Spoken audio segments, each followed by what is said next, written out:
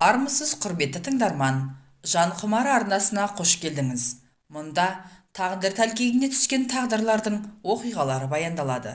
Арнаға тіркеліп келіңіз. Соңғы кездері онсыз да ию-қию ұйқысынан әлсін-әлсін оянып, мазасы болмай жүрген шал, әдеттегідей таң қылаң бере қолына фильтрсіз сигаретінің талын ұзақ-ұзақ иіскеп отырып, дүниеге бей-жай мағынасыз көз тастаған. Төменде тырп-тырық аяқ дыбыс естіледі. Бара-бара ол көбейіп, гүрсіл сарыл машиналардың ары да бері де шөткірінгені, бір жағында қаланың қалың нөпір тірлігі басталады. Бет-бетмен безіп бара жатқан жұрт, бет-бетмен безіп келе жатқандар да солар. Кім не бітіргелі барады, кім не бітіріп қайтты, оны білісіп, сұрасып жатқан ешкім жоқ. Су! Ұлының қарлыңқы даусы балконға әзер-әзер жетті. Су! Құзғын сәрден көні кепкен итай. Зығырданы қайнаған шал ас бөлмеден үлкен зерен су алып, баласы жатқан бөлмеге кірген. Бет аузын көгілдір тартып, өн бойының арса-арса шыққан неме әкесіне ала көзбен қарады. «Яшы просил жаныма су әкеліп қой» деп.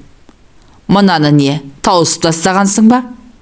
Шал төсек жанында тұрған шәугімнің қақпағын ашты. «Бір түнде? Жалко, что ли?» Баласы зерендегі суды қылқ-қылқ жұтып алды. «Как там насчет выпивки?» «Бір-екі ұрттам ғана. Давай сюда». Баласы жарты стакан самогонды қолы дірілдеп, қақалып шашалып зұрғашты. «Ят, что ли?» деді сосын біраз тұншығып отырып. Шал жауап қатпай шығып кетті. Азылдатып шай қойған. Қанша жылдардан бері осы. Өз шайын өзі қояды, өзі ішеді. Ет соған әбден үйреніп алғаны соншалық, баласы үйге қайтып келгелі бөлмелері тарылып, дыбысы ұлғайып, мұның тынысы тарылып кеткен сияқтанады. Жанына жайсыз, өзінен басқаның бұған керегі жоқ, өзіне өзі ғана керек. Басқаны қайтеді, баласының қайтып келген қырсығын көрмейсің бе? Итай, өзінен туды дегенмен, бала кезінен жат болып қалғанда бауырың езіле қоймайды екен. Өзгеден көріп жүрген әкелік мейірімін өзіне қанша іздесе де таппай қойған. Бір подъездің бір қабатында тұратын 4 отбасылы жылдар бойы қатар жасап та бірін-бірі біле бермейтіні әркім өзіне ғана керек. Еш қайсысы да осы көршілердің жағдайлары қалай өзі деспейді. Өзгелер үшін тияқ серппейтін тұйық тірлік. Шал әбден көндіккен, өзіне қалайтын өмір. Мұнда ұл болған соң шүйіркелесіп отыру дейтін ұғым бөтен. Ұзақ жылдар паровоз кабинасында қиыр-шиыр кезген ғұмыры әуелде дала безер қылып жіберген. 40-тан енді асқанда қатыны өлді. Қайта үйленген жоқ, керек қылмады. Пойыздағы қызметті, қыз қырқынның қызығын місе тұтты. Ойна күл, алдында еш борыштар емессің. Осылай өткізді ол өмірін. Қала, жол, рельс. Оқта-текте ауыл еске түсетін. Сонда туады ғой ой. Өсті. Бірақ әскерден соң темір жолшылардың оқуын бітіріп, пойыз жүргізіп кетті. Өмірі рельстің үстінен шықпайтын. Анадайда аузы қисайып, әкең өліп жатса да, пойызды тоқтатуға болмайтын кәсіп ол. Осыдан кейін бұл ауылды да, ауылдағы ағайын туғанды да баяғыда ұмытқан. Олардың да мұны тарс естерінен шығарғаны күмәнсіз. Мұндағылар және білмейді. Дос жаран дегенге обастан үйір емес тұғын. Бірдекілімен соншалық әмбей-жәмбей болмаса да, анда-санда шай берсіп жүрушеді, әйелі өлген соң ол да тыйылған. Үйелменділермен араласуға жалғыздылықтың сәні келмейтін болып шықты. Сосын жан жағына қолды бір сілтеген, әйтеуір жалғыз ұл бар. Ұл үйлене сала қайнатасының қолында тұрды. Алғаны прокуратурада беделді қызмет істейтін бір дөкейдің маңдайға басқан жалғыз екен. Сөйтетін рас болса, біздің үйде тұрамыз деп, ұлын қолдарына кіргізіп алған. Орысшалау өскен, баласында қазақтың күшіккеу дейтін намысқа тиетін ұғымы да жоқ болатын. Жалғыздың жайы белгілі. Өзінен жаралды дегенмен, түр-түсі біртүрлі бөтен. Көбіне көп анасының бауырында, жанында болды. Бұл пойызбен рельс болып қиыр-шиыр дүние кезумен ресторанда істейтін орыстың ышқыры боз, тоқ балтыр, қалың құйрық, қиылған бел, қаз бөтеге, қыз келіншектерімен алма-кезек көретін рахатмен жүрді. Үй жайды оншалық қапеліне ала қоймайтын. Өмір өте берді ғой. Жылжыған жылдармен бала да өсті. Мектеп бітірерде біраз қалғанда шешесі өлді. Сосын бұл күтуші әйел жалдаған. Өз жол үстінде болған соң балаға қарасын дегені. Қарауын ол байғұс қарады ғой. Бірақ баласы өзі білерменімен өсті. Сыра шарапқа үйірлеу болды. Сөйтіп жүріп мектеп бітірген. Сұраған парасын беріп, институтқа түсірген. 5 жыл бойы сол бергенін жыл сайын бере жүріп, оқуын бітірген. Бағы шығар, прокурор болып істейтін дөкейдің қызына үйленген соң, қайынатасының даңғарадай мекемесінен теккетерес мекемеде прокуратураның қызметкері болып шыға келді. Ендігі талай-талай белеске шығып тау төбесінен қарап тұрар меді, түбіне ішімдік құрғырмен қыз қатын жетті. Ұлы қыз қатынымен ішімдіктің қыр соңынан өкшелеп қалмай қойды ғой. Үйленгеннен кейін көп ұзамай араққа сылқия тойған күндері қайдағы бір сары албастыларды үйге алып келетін пәлеге ұшыраған. Орысша оқып, орысша сөйлеп өскен жуадар солғыр. Батона грузиншелейді. Развлекаться надо, дейді. Итау мұның кім? А какая разница тебе? Лучше сообрази закуску. Қайт еді. Барын столға қояды. Қойып өз бөлмесіне кетпек болса, ұлы жібере қоймайды. Давай, Батона, с нами. Бірдеңе ұрған ба? Да брось, старина. Енді мына қыздан не говори ерунду. Бұған бари бир, дейді ұлы. Ананың шолтиған юбкасының астына тақымына дейін көрініп отырған жуан ексанның арасына көзін сатып. Баласының көзімен бірге шалдың да көздері еріксіз солай кетеді. Кеткенде бұлдырап, мына сары сайтанның бұтына лыпа бар ма жоқ па анық айыра алмайды. Екі алыстан соң баласы әкесіне иек қағады. Көзіңді құрт дегені. Құртады.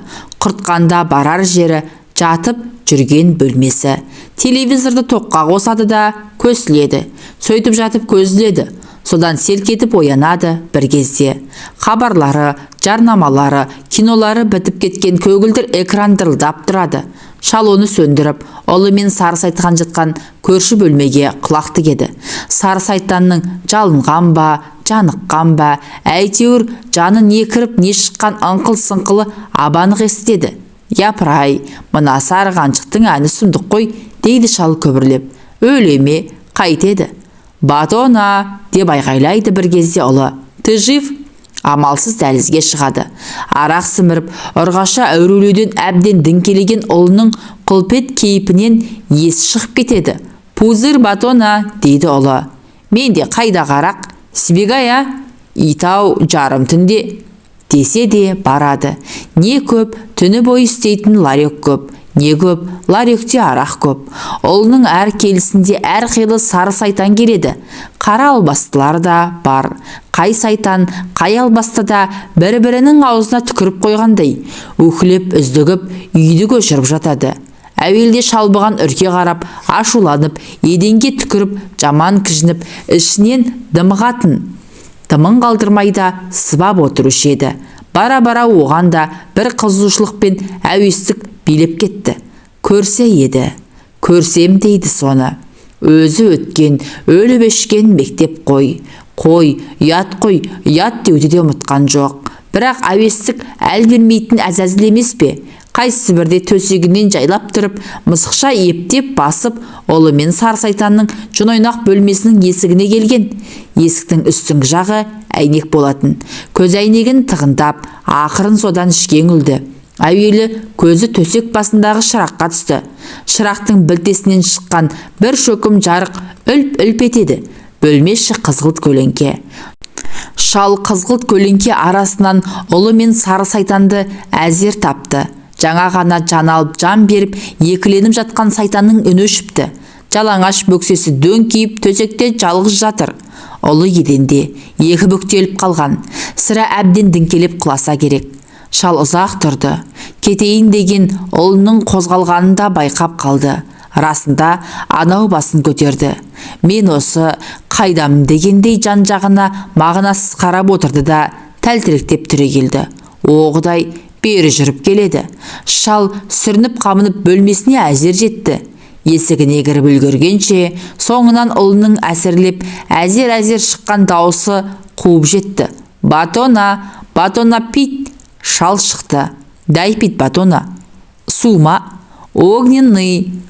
Шалды жалғыз сәтте әзәзіл айналдырды. Бөлмесінен өзі сығып ішіп жүретін 90 градустық самогонды қырлы стаканмен алып шықты да белуарынан асыра құйып, осыны тарт, деді.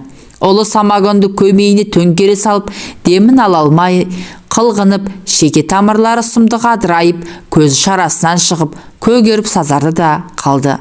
Содан әзер дем сімірген. Енді тікесінен түк құлап бара жатты.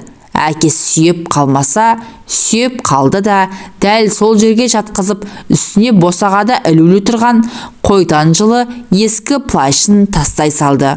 Сосын жанында аз кем тұрған, қорлы үдей түскенде барып, сары сайтан жатқан бөлмеге енді ептеп, қыздың жалаңаш бөксесіне үздіге үңілді. Толықта, томпақ, жұп-жұмсақ, жайлап иығынан қозғап еді, қазір үстіне тас құлап кетсе де дәнеңе сезер емес. Шалдың қаны қызып, тамырлары лыпылдай бастады. Шалды бір қарсы үйдегі шекілдеуік сатқыш жасамыс жуан әйелдің етегін көтеріп қойғаны болмаса, жас иістен баяғыда қалған, бірақ оның қызуы мен жұпары жадында қалған кәрі бура оқыс шабынып, шырақтың шөкім жарығын жалғыз үрлеп өшіріп, әй Құдай, өзің кешіре көр деп мені сары сайтанның үстіне міне берген. Жастанның құдірет қуат бергені бар ма? Шалдың күн түймесін пышақпен ойып алып жатсаң да, қыңбайтын халдегі удай мас қыздың балғын жұмсақ денесін бір сағаттың айналасында 2 рет езіп алған. Сосын бөлмесіне ентігіп жетіп, нәпсісінің қызуынан балқыған, босаған бойына ие бола алмай, жастығына жантая кетті. Шал әзәзіл нәпсінің дәмін баяғыдан білетін. Сонау пойыздың жүргізіп жүрген жылдары ресторандардағы даяршы, аспаз, жолсерік қыз келіншектердің қималарын қисайта қынадай қырған жаугер ғой. Енді мынау баласының сары сайтандары мен қара албастыларына шауып қойғанда бәлендей ұят демеді. Рас, баласы пісіп жүрген күбісіне әкесінің неткенін сәл-сәл нелеу. Бір түрлі қымсынады. Ұлым біліп қойса, ұятырақ деп қипақтайды. Бірақ оған кім айтады? Айтып қояр дейтін сары сайтан, қара албастылардың сықпыты анау. Адам түгілі айғыр шауып жатса да сезбейді. Мұндай жағдай тағы бірнеше рет қайталанды. Бұрын ұлының келіп, жын ойнақ жасайтыннан азарда безер болатын шалдың ендігі оған: жиі келіп жүрсеңші, мен жалғызбын ғой, менің сенен басқа кім бар дейтіні, ол аздай келуі кешігін кіресе телефон шалатыны, 90 градустық самогонды көбірек алып қоятыны шығарды. Көршідегі шекілдеуік сатқыш жасамыш жуан әйелдің кір халаты жер сызып, ескі тапочкасын тыпырлатып, шалау күйле бөлем бе деп баяғысынша күлмен қағып келіп еді. Сен айналайын, ектегеніңді ендігәрі қоймаған деп айдап шыққан. Оғың мүлде таусылған ғой, деді ана байбақ. Байғұс-ау, біз қазір қана-қанат кәрі құстар емес, сары қауырсын сандуғаштарды дәлдейміз деген бұл. Далбасаңа сейін, ит қақпас, деп кетті ол. Шал оның сыртынан мысқылдап қарап, мырс-мырс күлген. Мырс-мырс күліп тұрып, өй сорлы, не білесің, деп өзінен өзі қарадан қарап көпінген. Көпініп тұрып, шүкір деді Құдайға. Неге шүкірле кетіп тұрмын деп те ойлаған. Сосын ойлағанда көз алдында да, көкейінде де удай мас сары сайтан, қара албастылардың дөңкейген жұмсақ бөкселері. Соларды қалай уыстап, қалай мықтындағаны, дүрдеген емшектерін сорпылдата сорғаны, ертесіне қайтуға жиналып жатып, әлдігілердің құйрықтары мен омырауларын сипалай беретіндері көз алдына келіп, қуық астындағысы жыбырлап, қудыңдап қалатын. Жалғызлік жылдары мұның көңілін көтеретін самогон болды. Содан ептеп ішіп жүреді, көп емес, ептеп. Барнауылдан қайсы бір жылы қоныс аударып келген Архамев дейтін орыс шалы бар. Самогонды сол пәледен алады. Градусы 90. Арақтың жанында бұл адам деп қояды әлгі Архамев. Әй, адамың не? Дейді шал, бұрын естімеген теңеуге таң қалып. Таза дегенім ғой. Шал қитыңдады. Адам таза ма? Черт знает. Онда неге? Самогон действительно арақтан таза. Менікін айтып отырмын. Таза, бірақ естественно адал жолдан тайдырады. Онда неге жасап сатасың? Оны үкіметтен сұра.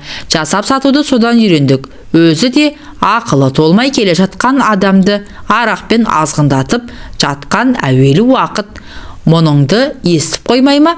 Сен айтпасаң қайдан естиді? Бірақ сен тісінен шығармайсың ғой. Неге? Самогон сатпай қоямын. Екеуі қосарлана күледі. Жайраңдасып отырып, самогоннан тартып алады. Удаймас сары сайтан қаралбастының қатты емшек қалың құйрықтарына дәнігіп алғаннан кейін көңілі құтыңдап тұратын шал енді Архамевті қажайды. Орысау, ойнасың бар ма? Болмаса осындағы бір шекелеу сатқыш қатынмен таныстырайын. Бір жәшік самогон бересің, дейді. Побойся Бога, деп анау азарда безер болады. Уходи, дьявол. Шал кез келген қызықтың кез келген сәтте көрген түстей сағымдай болатынын білмейтін. Арақ пен қыз соңына шамалып түскен ұлының жалғыз күнде төбесінен жай түсті. Қызметінен айырылып, қайынатасы мен әйелі көр жерін арқалатып үйінен айдап шықты. Содан қолына қайтып келген. Жатып та, тұрып та шеді. Қалтасы қағылғалы қашан. Қазіргі қылатыны самогон. Оны да тауып келетін бұл. Зейнетақысы бар ғой әйтеуір. Оның үстіне баласы арақтан әбден жеңіліп біткен бе, орта стаканға шалқасынан түседі. Содан ұзақ ұйқы. Түс әлетінде әзер басын көтеріп, стаканнан тағы да жұтып алады. Қайта құлайды. Кешкісінде сол, әй сенің осы қарның ашпай ма? Деп сұрайды шал. У водки батона. Очень высокая калория, дейді өзеңденіп кеткен тілінің ұшы екі езуінен кезек-кезек жылт-жылт етіп. Кей күндері ұлының қалт-құлт басып балконға шығатыны бар. Темекі талын бірінен кейін бірі сорып, үнсіз ұзақ отырады. Көрікті-ақ еді. Енді 40-қа жетпей-ақ беті мыж-тыж, тік бойы еңкіш тартып, қолдарының терілері көбейіп, әрі жерлері ақтаңдақтаныпты. Енді не істейсің? Деп сұрайды шал. Жата бермексің өстіп? Налей батона. Құлап қаласың ғой. Умереть бы. Қой, оның не? А разве ты этого не хочешь? Хочешь. Қой әрі, жалғыз қалып. Ты так и всю жизнь одинокий. Одиночество требует избавления от всех, в том числе и от родных. Это такая болезнь, твоя болезнь, твоя беда, даже твоя смерть, батона. Иди время өйтіп. Дело в том, что ты чужой мне, родной, но чужой. Ты почти не жил с нами, ты часто бросал нас на произвол судьбы. Мать не смогла выносить этого долга. Одиночество для замужних женщин смерти опасно. Жә, дейді шал. Сенің айтқандарыңды түсініп жатқан мен жоқ. Сен мынаны айт, осылай жата бермексімсің, қайтесің? А как ты думаешь, ішіне қалай кіріп шығам? Кто-то должен жить в этом доме. Менше, мен бар емеспін бе? Шалдың көзі тікірейіп шыға келді. Но ты не вечный. Әй, шалдың да басы қалтаңдап, қолындағы сәндік таяғымен цементеденді тық-тық ұрды. Ұлының көзі аларды. Нали, немді, теңгеде қалмады. Қайдан табам? Это уже твоя проблема, батона. Өйдемен етіп, батона. Ұлының қанталаған көзінің қарасы көрдей суық екен. Қатты тіксініп қалған. Батона деген зәрлі дауыс енді осы үйдің үй түгілі мұның да қожасы менмін дегенді айғайлап айтып тұрды. Осы жасына келгенше бойында мен тек өзім деген адамға бұл аса ауыр тиген. Ашу, ыза, дәрменсіздік, лағнет, өкпе, өлердей жек көру бәрі көзі, көмейі, қолқасына түгел кептеліп, шерменде көңілі зеңбірек атсын келіп. Осынау азаптар енді жатса тұрса соңынан қалмай, күндіз күрсінтіп, түнде күңірететін болған.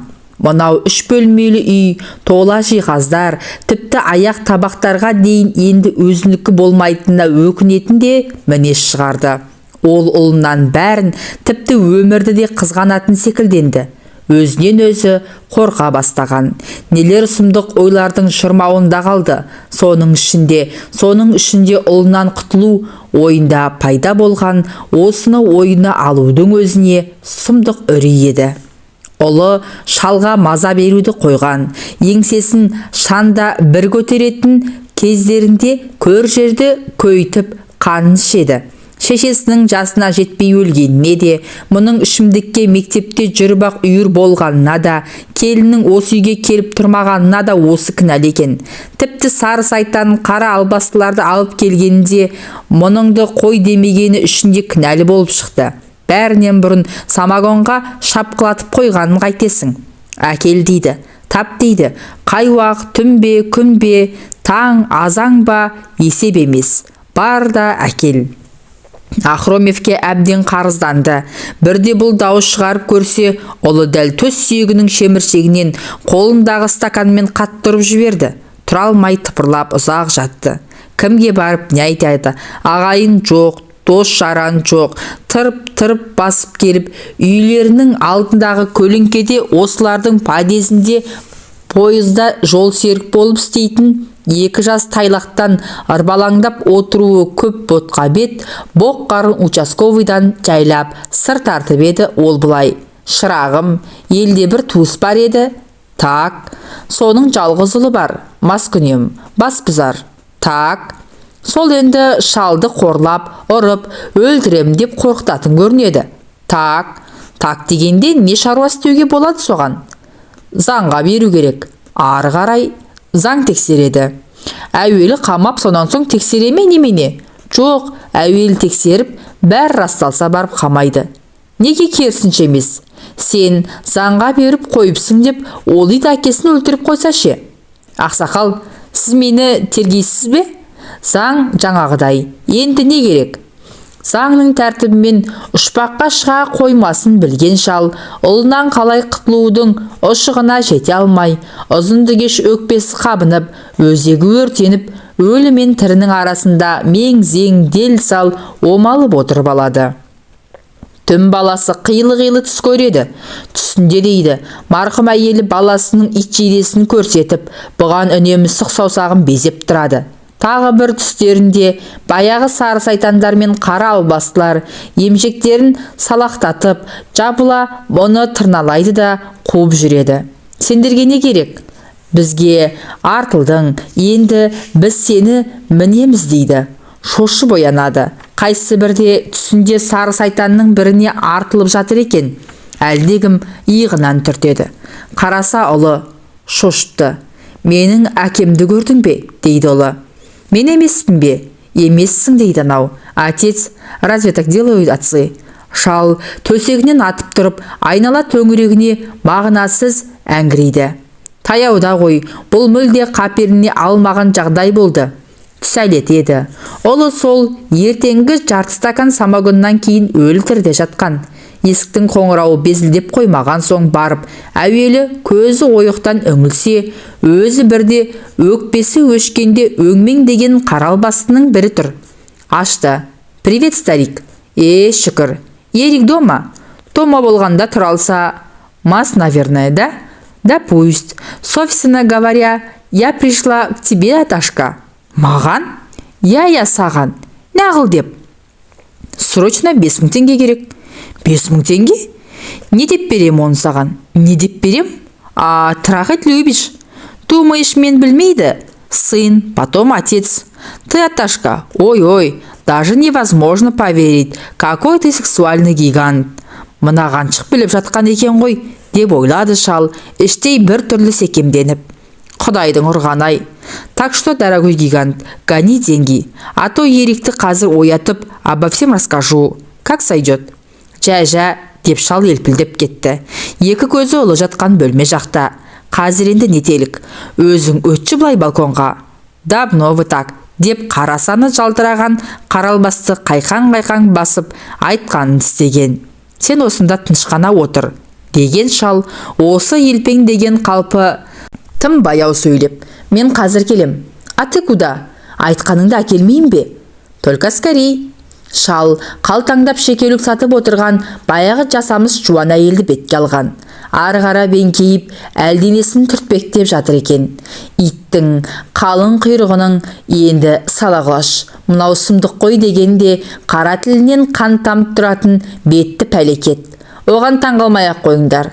Көрінген еркек көтендеген көтендей жалпайып жіберген деп қарқ-қарқ күліп қарап қалды. Жайшылық па? Елге қарап тоңқайып деген бұл таяп келіп. Әзіл деген түрі. Саған қарай жел жіберіп тұрмын, деді қолма-қол қолтығына су сеуіп сөйлейтін пәлекет. Шал осы жауап қайтаруға шақ қалып өйтпеді. Ісі түсіп тұрғанда оның үстіне ана жолы сарғанат сандуғаштарды дәлдеп жүрміз деп меселін қайтарып жібергені тағы бар. Иә, жол болсын, деді әйел. Қайда жайылып барасың? Өзіңе қарайда. Қойшей, рас? Айт, анада артық кеттім. Кетсең не қыл дейсің? Кешір деймін де. Есі бар еркек кешірімді олай сұрамайды. Енді қалай? Айтсаң шөзің. Өкпе төсекте тарқайды, көрші. Шалдың денесі мұздап қоя берді. Уыздары сары сайтандар мен қара албастылардан кейін мынаған, бірақ амал ғане. Менің де ынданым құрып тұрған жоқ па? Міне иманым деші. Иманға сенесің бе, маған сенесің бе? Онда, деп жуан әйел жайраң-жайраң етті. Әуелі, деді шал, маған 5000 теңге бере тұрсаң? Неге? Не деп? Қарызға әрине, балаға апарып беремін де, көзді ашып жұмғанша пәтеріңде боламын. Қағып сілкіп төсек жайлай берсең? Қайдам? Анау қылмыңдап тұр. Ақша берсе де жанына еш еркек жата қоймайтын байғыз ұрғашының бұған өлердей діңкелеп тұрғанын шал білді. Уақытты бекер оздырмайықта. Қашан қайтарасың? 11-дегі пенсиядан. Дәл қазір келетінің шын ба? Келмей бірдеңе ұрып па? Дегенмен куәлігіңді беріп қой. Сенбеймісің? Куәлігіңге сенем. Қаралбасты балконда темекісін бұрқыратып отыр екен. Мұны көріп орнынан тұрды. Принес? Мә. Қыз санап алды. Еруку передаш привек. Қой айналайын. Запомни, Аташка, при необходимости я приду к тебе за деньгами. Шал әлдене айтып та үлгерген жоқ. Қасы көзін қылмыңдатып, мұның ауын алақанымен қаққыштап, айда, бессмертный гигант, пока, деп шығып жүре берген. Содан бері ол пәлекет есіктен әнеміне кіріп келетіндей зәре-құты қалмады. Кім қашан келсе де қалтасын тесіп тұратын 5000 теңгесі қайсысы. Қара албасты анау өзі өліп өшіп әуреленген 2-3 сары сайтандар да келіп жүрсеше, баласы естісе, білсе. Бара-бара шал самогон ішуін жиілете түскен. Бәрін ұмытайын дейді. Адам өз күнәсінен үрейленуі сұмдық екен. Жанына еніп алған қорқыныш қолқа жүрегіңді суырып жеп не ұйқы, не күлкі бермейді. Кеше ғана әлпештеген әсем дүние, атқан таң, шыққан күн, туған ай, бәрі пәтуасыз бекер болып көріне берген. Бұрын соңды болмаған өкініш, опыну сезімдері 62 тамырын алма кезек буындырып, бойы бордай тоза бастаған. Шал балконнан шығып, ұлы жатқан бөлменің есігін ашты. Самогонның күлімсейісі мүңкіп кетіпті. Төсегінде 4 аяғы 4 жаққа кетіп, рабайсы жатқан ұлының өлі тірісі белгісіз. Ол ішінен шыққан шұбар жыланға әрі шошына, әрі өлердей жек көре қарады. Бір сұмдығы, осы мезет өзге түгілі өзінде ит етінен жек көріп, өзінен өзінің жүрегі айныған. Қалтаңдап бөлмесіне жетіп, жарты шөлмек самогоннан 1 стакандайын жұтып алып, төсегіне жантайды. Қанша жатқанын, қай кез екенін айыра алмады. Дабырлаған адамдардың даусы абанық естіледі. Тек не айтып, не қойып жатқандарын айырып болмайды. Не қылған адамдар? Подъезде осыншама адамның дабырлап тұруы мүмкін емес. Жердегілердің 5-ші қабатқа, 5-ші қабаттағы пәтерлердің есігі, терезесі жабық бөлмесіне дәл осылай таяу естілуі неғайбыл. Телевизор ма десе, ол да өшіп тұр. Шалдың қолы қалтараңдап самогоннан тағы бір жұтқан. Содан бір кезде көз алдын елес кезді. Қарсы қабырғада әлдебір адамдардың селеуеттері байқалады. Басын сілкіп, көзін кеңірек ашты. Иә, селеуеттер. Бұлдыр-бұлдыр, бірақ анық көрінеді. Оң жақ жол, тау жолы, жаңбыр себелейді. Лайсаң жолдың арғы жиегінде бір топ адам әрқайсысы әртүрлі өлең айтып тұр. Одан ары тау ауа райын кесіп текше-текше жол салыпты. Текше жолдар бұралаң. Сол бұралаң жолда 4 адам саты көтеріп, лай кешіп төмен түсіп келеді. Сат үстінде киізге оралып ұзыннан салған сұлаба.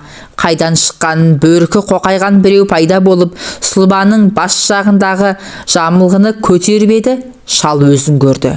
Өзі, беті қап-қара, шал көзін жұма қойды. Япырау, бұл не пәле? Өңіме түсіме? Түсі дейін десе ояу ғой, ой санасы орында. Сонда мынау қандай сұмдық? Кірпігін қайта көтерген, көзі қабырғада. Әне, сатылы топ сол орында әлі жүріп келеді екен. Бөркі қоқайған сұрап жатыр. Бұларың кім? Білмейміз. Білетін біреу бар ма? Білмейміз. Өзі қашан өліпті? Білмейміз. Енді қайда алып барасыңдар? Білмейміз. Шал әзірге сүйретіліп тұрып қабырғаға барды. Алақанымен сипап көріп еді, көріп жатқаны түгелі зым-ғайым. Төсегіне қайта келді. Қайта келіп көзін қайта жұмып, қайта ашқан. Қабырғада сол көрініс. Сатылы топ, сат үстінде өзінің сұлбасы. Беті қап-қара. Бағанадағы әрқайсысы әртүрлі өлең айтып тұрғандар табжылмапты. Кенет әлгілердің иықтарындағы саты шыңырауға қарай құлап кетті. Өлең айтқандар да, саты көтергендер де, бөркі қоқайған оған назар аудармады. Шал үңілген. Сонда жарлауықтың терең түкпіріндегі шалдықта жатқан өзін көрді. Өз өлігін өзі көріп тұрған байғұста зәре-құт жоқ. Топырақ салмайсың ба? Дейді өлген өзі бұған. Үздік озық азынап, аңырап шыққан даусын оның өзінен басқа ешкім естіген жоқ. 2 күн өтіп, 3-ші күні шал есін әзер жиды. Тәлтеректеп, зордың күшімен орнынан тұрған. Ілбіп дәлізге шығып еді, мұрнына сұмдық бір жағымсыз бөтен иіс келді. Ас бөлмесіне кіріп еді. Ас столының бетінде де, еденде де, ас қалдығы не басқалай бұзылып иістеніп кететін еш нәрсе байқалмайды. Ұлы жатқан бөлменің есігін ашқан. Әлгі аса жағымсыз бөтен иіс сол жақтан бұрқ етті. Баласы төсектен жерге құлап түсіпті. Аяқ-қолы тарбиған, арса-арса қу сүйек. 2 көзі шақырайып, тас төбеге қарап қатып қалған. Бір езуінен шығып кеткен тілінің ұшы көкпеңбек болып көрінеді. Қатты шошынып кеткен шал, әй деп шегіншектеп барып, ас бөлменің ашық қалған есігіне шүйдесімен барысын ұрып, еденге құлап түсті. Қатты зіңгіген басын зорға көтеріп, «Поезд ушел», деді күбірлеп. Баласы үйге қайта оралғалы бері, жанын жеген бойындағы опыну, өкініш, үрейден дым қалған жоқ. Несіпбек Дәутай, шал әңгімесі.